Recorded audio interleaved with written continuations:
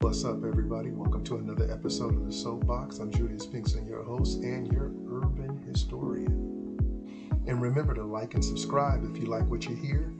Get this message out to as many people as possible. That is what we hope for, and that is what we're doing. I'm stepping up on the soapbox. Let's get into it.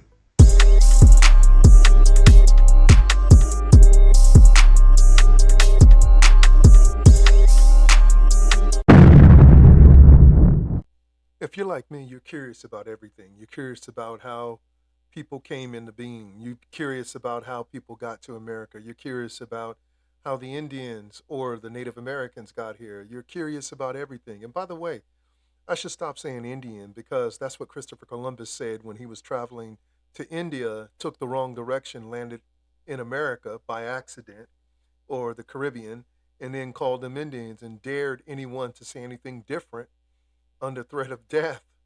And so they were known as Indians because he wanted to be successful when he came back to Europe and offered up all the goods they had found on the new land. You ever wonder why America celebrates the 4th of July, celebrates all these different holidays, and what they really mean, what these holidays represent, what they represent in terms of the true American history. True American history is a little more complicated than the 4th of July, than Christmas, than Halloween. There are stories behind how each of these holidays came into being and whether or not what we celebrate is true and worth being celebrated. We hardly ever give critical thinking to why we celebrate what we celebrate because we're so wrapped up in doing it and what it means to us these days. Usually, it means spending money at some store and supporting some larger organization in the hopes of having a good time for what we call a holiday. It usually ends up in a barbecue or opening up a gift or going to some amusement park or some other park or doing something similar, family gatherings and all of that such, which are in of itself a beautiful thing, a good thing. But some of these holidays that we celebrate, we really should take a step back and look at what they mean on a broader context and whether or not we should reframe or refrain from that holiday. Now, not refrain in the sense of not gathering with our families and doing all the things that we used to do, but looking at those holidays for what they are. For instance, Christmas, Jesus didn't come to the earth or was born on Christmas. That didn't happen. He was born probably somewhere in the spring. But because we celebrate him December 25th, as far as we're concerned, Jesus was born on December 25th. He wasn't. He was born probably in the spring. December 25th is pagan. It's more associated with Rome and a Roman holiday through the Roman Catholic Church, which was pagan a pagan nation before it became the Holy Roman Empire. It was the pagan Roman Empire, and then it became the Holy Roman Empire under the first Pope, Constantine. Now, Constantine was a pagan emperor who realized that the way the empire was turning, because Paul had been dispatched to Rome to stand trial for Nero, and Nero persecuted Christians after killing Paul. Nero, most people only know that Nero fiddled while Rome burned, implicating that Nero might have gone mad or crazy, but Nero wasn't crazy. Nero knew what he was doing. Nero decided that he wanted a more modern Rome, and Rome created concrete, by the way. And Nero envisioned a modern city made of concrete. At that time, Rome was a city of wooden thatched buildings, and it wasn't a pretty sight. And Nero had this new modern Rome, and he knew that the Christians were a mysterious organizations that were an offshoot of the Jews, who were hated by the Romans, by the way, because of their stout Christian ways of being and refusal to even throw incense at the feet of Diana and Artemis. They refused to serve other gods and pay any homage to the Roman gods. So the Romans hated the Jews because of how devout they were to their unknown, unseen God. And so it was a mysterious religion, this new religion between Judaism and all of the Roman pantheon gods, the polytheism that the Romans practiced. So Nero knew there was an opportunity to modernize Rome, but he really wanted to know how to do it. What was the best way to do it? So he devised a plan because the Christians engaged in what was considered a strange practice, and that was greeting each other with a kiss, whether male or female. They greeted each other with a kiss, and so Nero used that to say that the new religion of the Christians were greeting Roman women with a kiss and seducing and bringing in Roman women. And so that was hanging out there. And so when Nero finally devised the plan to set Rome ablaze so that his new plans for a new modern Rome can go into effect, he set it ablaze and then blamed the Christians. And that started what was known as Christian persecution. That was the first known Christian persecution under Nero. And so Nero started persecution, and Christians went and into the Colosseums and were torn asunder by bears and lions and tigers that were brought from the far reaches of the Roman Empire. And Christians were torn asunder by horses pulling them apart for sport, while onlookers in the Colosseums looked and watched and cheered as Christians were killed as being enemies of the state. It's kind of ironic that they're called enemies of the state. We're called enemies of the state now, and now they control the state. But having said that, fast forward to Constantine. Constantine saw the handwriting on the wall. He saw that Christians had gained prominent positions because Paul had continued as a Roman citizen to have freedom before his trial with Nero.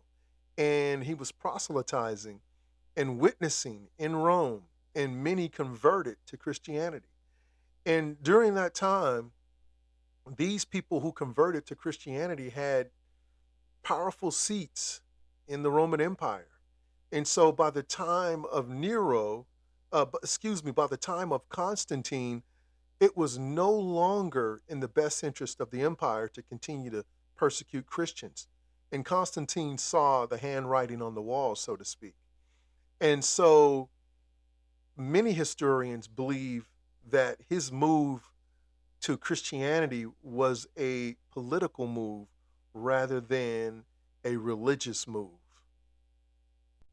Constantine was readying himself for a battle, and they had to cross a waterway. And as the story goes, Constantine looked into the sky and saw a cross, or the sun in the form of a cross. And somehow was converted, and as his army crossed over the river, that was their baptism, as it was said later. And so by crossing over the river, they were baptized, and so they all became Christians rather than the pagans that they were. But they didn't stop the pagan practices. The pagan practices continued, and Sunday, by the way, was known as the venerable day of the sun. And the pagans practiced their religion on Sunday. And so when they became the Holy Roman Empire, Jews kept Saturday. And by the way, all of these, there was never really any names for days. You know, in the Bible, God didn't give names for days. The days was day one. The days were day one, day two, day three, day four, the second day, the third day, the fourth day, the fifth day, the sixth day, the seventh day. And so man gave these names, and Monday was named after the moon, and Tuesday, the Teutonic gods, and Thursday, Thor's day, Saturday, Saturn. So those were names, pagan names, by the way, that were given to the days of the week. But the days of the week did not have these kinds of names. They had numbers. In the book of Genesis, as you will, if you would look, you'd notice that it was day one, day two, and the third day, and the fourth day, and the fifth day. And so the days of the week were numbers rather than names. So Constantine, like many other peoples of that time, were sun worshippers. And as sailors, the ancient sailors would sail the seas, they would not only come back with goods from faraway countries, but they would always come back with the religion of the people as well. And many of those religions were added on to existing religions. And if you look at Diana and Artemis and Ra and all of these uh, religions of that time, many religions were swapped because of the sailors of the ancient time. They brought back many of those things. So these religions in the Roman Empire, they were polytheistic, came from many places around the empire to form what the Romans understood as their gods, a pantheon of gods. They may have had Roman names, but many of the things that the gods so called did and their personalities and who they were a mixture of the present and the past.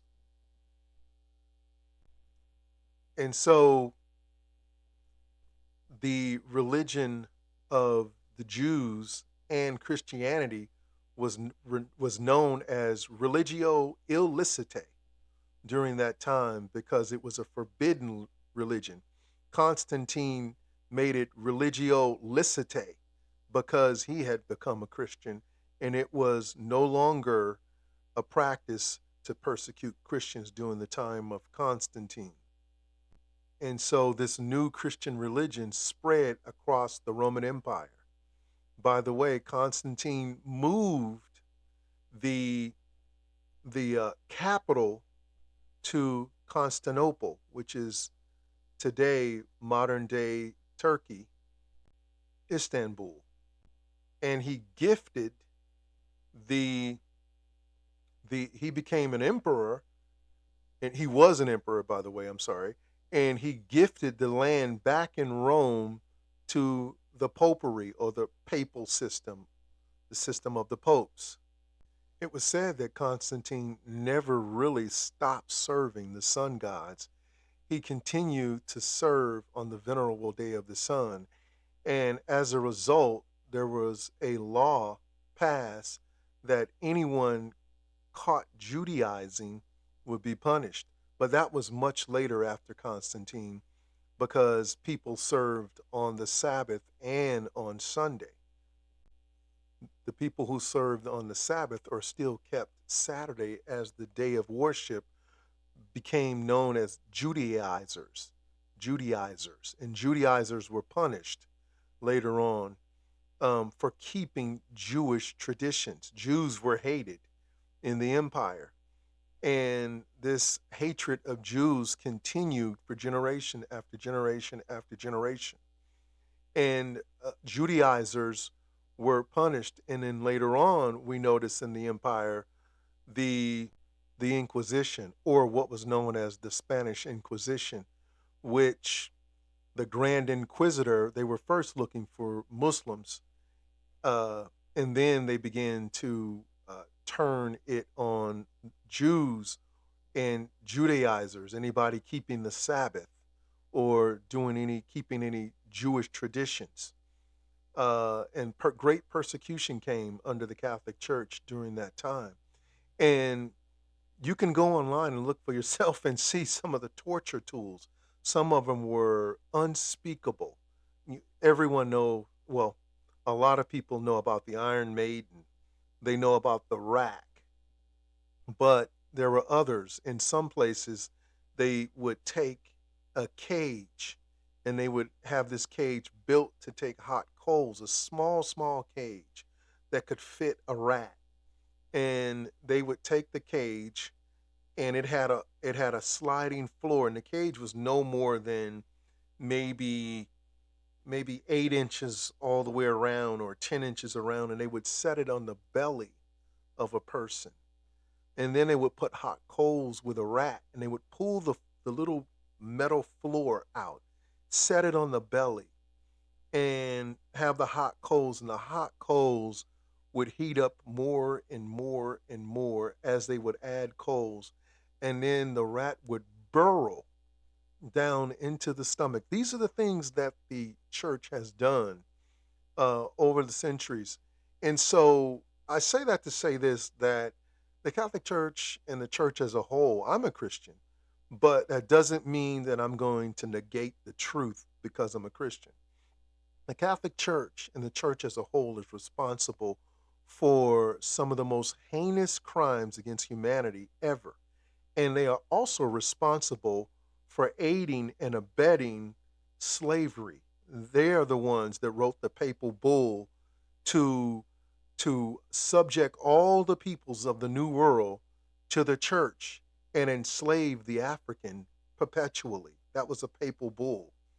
And so they funded the ships, funded the people with going and taking slaves, and then they gave them penance, meaning that they had a clean slate to do whatever it is they wanted to do, and they would receive penance from the Catholic Church from whatever wrong they did. And so, no matter how deep the brutality was, no matter how deep, they did it, knowing that they would get penance from the Catholic Church, meaning they would get forgiveness for their sins from God, according to the Catholic Church. And so they committed some of the most inhumane, inhumane sins against God and man on the earth, some unspeakable things that they did. And they're responsible for, and Jewish money as well, was responsible for the funding of slavery in Africa. So but I digress. I digress. But the truth isn't told. Let me say this: my daughter, when she was back in, I think junior high school, had to do a report on uh, the church, or she had to do a report on a medieval report or whatnot, and I helped her, and so we looked up some of the torture methods that were going on during the time of the uh, persecution that was taking place in the church, the Inquisition, and the power of the power of the Grand Inquisitor. And so she began to look up these torture devices, and she found all these different devices online of ways in which people were tortured, and people were coerced into making decisions. And there was one piece in particular that it had what looked like a hand turned mixing wheel on it, almost looked like a mixer. But at the end of this thing, where it had the thing you turned, it had a ball with spikes that you turned it, and it opened up one way. And I don't want to tell you what they did with that, but I will say that once they used it one time, the person that they used it on was maimed for life, one way or the other. So these were the people who professed Christ who did this, by the way. They professed Christ. These were the same people that sent ships to Africa to enslave the peoples of Africa. These were the same ships that came to the New World and introduced disease and death and wiped out whole groups of people to subdue lands. These were the same people that professed that they were God's people. And none of what they did, none of what they practiced was practiced by the God whom they professed to serve. That was the issue. And that, my friends, is the problem, is that their profession of God and their actions don't line up, and they do more harm to Christianity than they've ever did good. And painting Jesus to look like them was one of the most terrible acts that they could do, because then you had people saying, if God looks like that, I want nothing to do with him because he looks like my oppressor. But this is another story within itself, because God began to be painted uh, to look like one of the gods in the Roman pantheon to begin with. And during the Renaissance period, he was painted the most as being European. God is anything but European. Jesus is anything but European. He is a first century Palestinian Jew. And by the way, the Jews that are over in Israel now don't look anything close to the Jews of the first century. As a matter of fact, if you look at the depiction that uh, Revelation gives, and John the Revelator gives, he says, I looked at his feet, and his feet was as fine burnt brass, or brass that was burnt in the furnace. And so he says his face was like the sun, and his hair was white like lamb's wool. He could have said white like a horse's mane, but he said like lamb's wool, which pretty much depicts what a first century Galilean would look like during that time. But again, how many people would be serving God if they painted him how he really looked? That's the question. Not many, not many, being that race means everything to people these days rather than people, race, and racial hierarchy and everything that God is against. As a matter of fact, God was put on a cross, and he was politically persecuted. He was brought, and politics put him on the cross. The Jews didn't want to lose their place in society, and they said, if this man continues to do what he does, God is going to curse us, and we're going to lose our place. We got to kill him. And so they did. And so here is a man that was politically put to death, politically persecuted.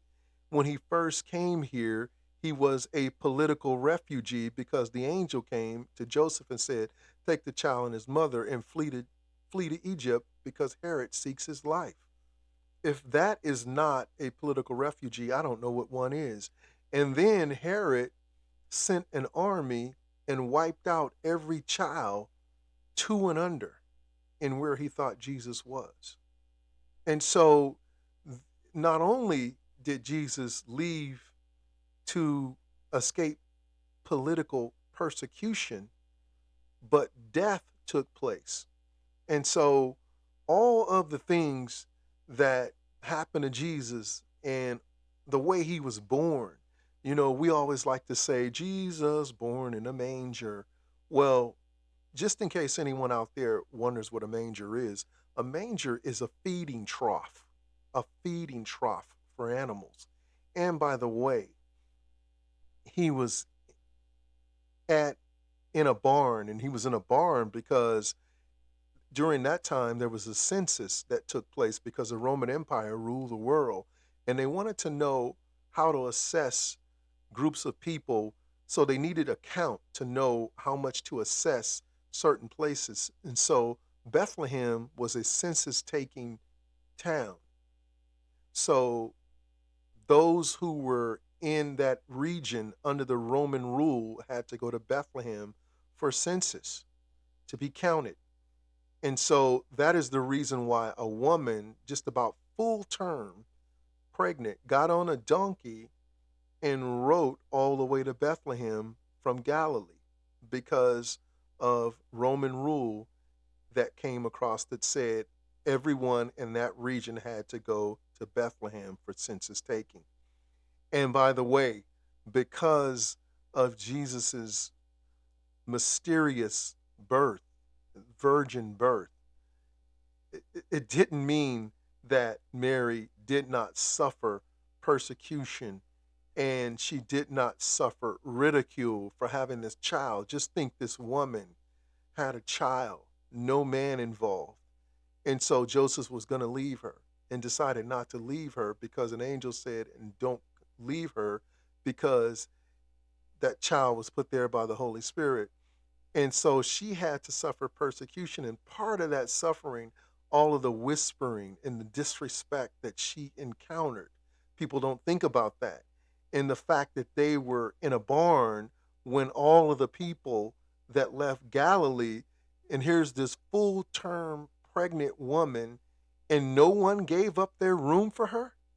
It was obvious what was going on. And went in a barn and laid her baby in a feeding trough. In a feeding trough.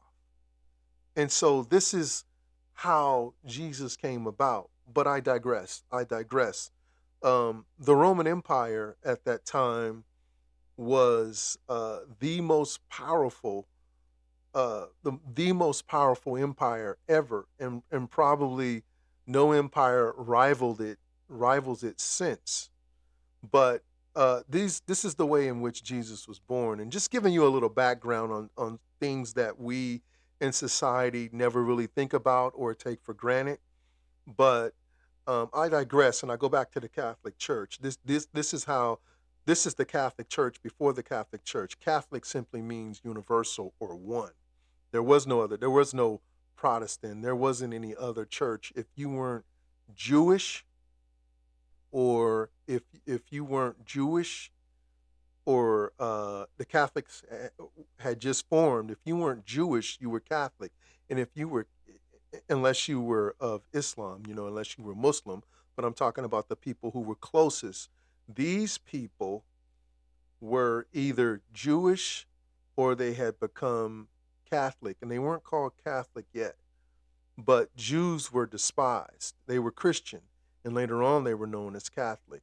But Jews were despised, and the Catholics, which means universal, was the only religion. And from the Catholics came the Baptists and all of the other religions that were protesting, or Protestants. They came about, but they came about because many people began to protest what the Catholic Church had been doing, how the Catholic Church had been selling seats of power, and how the Catholic Church had been allowing the giving of money to raise funds in the Catholic Church in order to get forgiveness of sins, how the Catholic Church had used purgatory for payment in order to get your loved one out of purgatory. And by the way, that's a practice that's still going on. And the Catholic Church was responsible for so many evils that were allowed.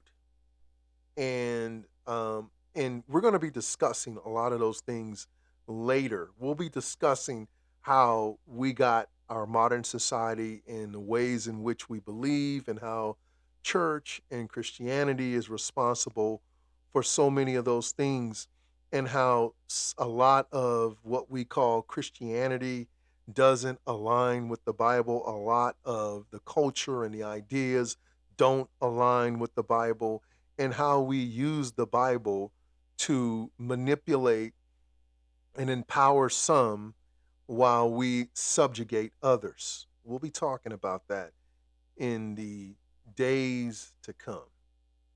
But I'm going to leave you with that. If you like what you hear and you want to be a guest on the show, to step up on your soapbox, please like and subscribe and reach out. And when it's your turn, step up. Stepping down off my soapbox. I'll catch you on the next one. Peace.